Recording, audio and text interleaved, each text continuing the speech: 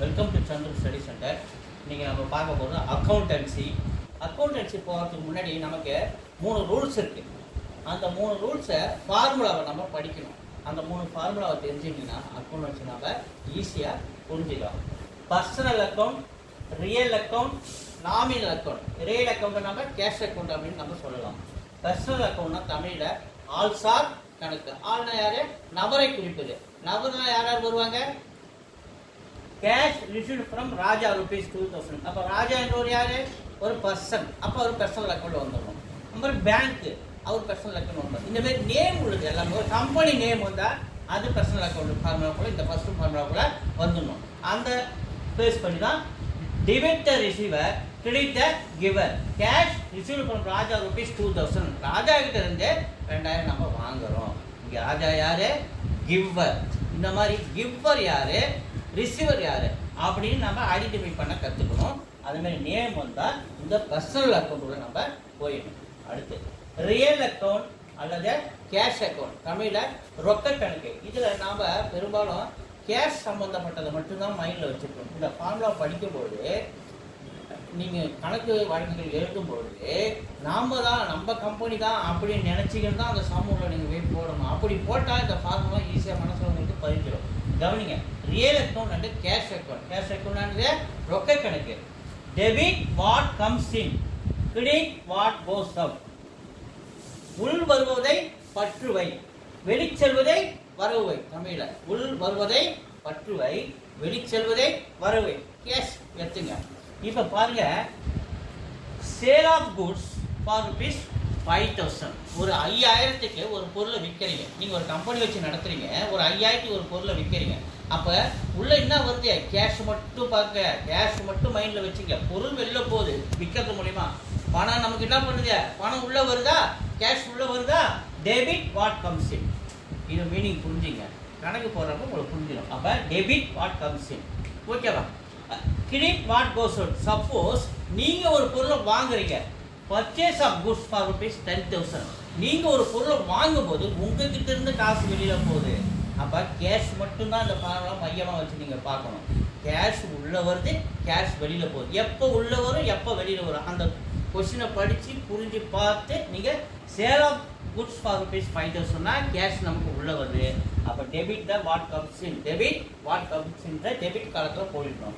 Credit what கோஸ் அவுட்னா இங்கே பாருங்க, purchase of goods for ₹10,000. பொருள் வாங்குறீங்க, ஆனால் கேஷ் உங்ககிட்ட இருந்து வெளியில் போகுது. நம்மளை தான் மையப்படுத்தி அந்த கணக்கை நீங்கள் ஞாபகம் வச்சுங்க. அப்போ உங்ககிட்ட இருந்து வெளியில் போகுது. Credit what goes out. இந்த இடத்துல கேஷ் எங்கே வந்துடுவாரு? கிரெடிட்டில் வந்துடுவார். 2வது ஓகேவா? 3வது ஃபார்முலா நாமினல் அக்கௌண்ட், தமிழில் பெயரளவு கணக்கு. Debit all expenses and losses. எக்ஸ்பென்சஸ்னா செலவு, லாஸ்னா நட்டம். அப்போ இது எல்லாத்தையும் நம்ம என்ன பண்ணணும்? Debit all expenses and losses. For example rent paid. நீங்கள் ஒரு கம்பெனி வச்சுருக்கீங்க, அந்த கம்பெனிக்கு ரெண்ட் கொடுப்பீங்க, வேலை செய்யறது சம்பளம் கொடுப்பீங்க, ஸ்டேஷனரி வாங்குவீங்க, இன்சூரன்ஸ் கட்டுவீங்க, எலக்ட்ரிசிட்டி பில் கட்டுவீங்க. இது எல்லாமே எதில் வருது? எக்ஸ்பென்சஸ் அண்ட் லாசஸில் வருதா? இப்போ இந்த ஐட்டத்தை எல்லாத்துக்கும் கொடுங்க. நீங்கள் என்ன பண்ணணும்? டெபிட் காலத்தை வைக்கணும். ஒரு உதாரணத்துக்கு ரெண்ட் பெய்ட் ஃபார் ₹1000 அப்படின்னு ஒரு உதாரணத்துக்கு போகிறோன்னு வச்சுக்கோ. அப்போ ரெண்ட் அக்கௌண்ட், ரெண்ட் A/C. இதுதான் அந்த பேஜ், அக்கௌண்டன்சி பேஜ். இந்த டேட் வந்துடணும் ஏப்ரல் 2001. ஒரு ஃபிக்ஸடாக ஒரு டேட் போட்டிருக்கேன். பர்டிகுலர்னா தமிழில் விவரம். அப்போ விவரம் இது டெபிட் அண்ட் கிரெடிட், பற்று அண்ட் வரவு. இது லெட்ஜர் ஃபோலியோ.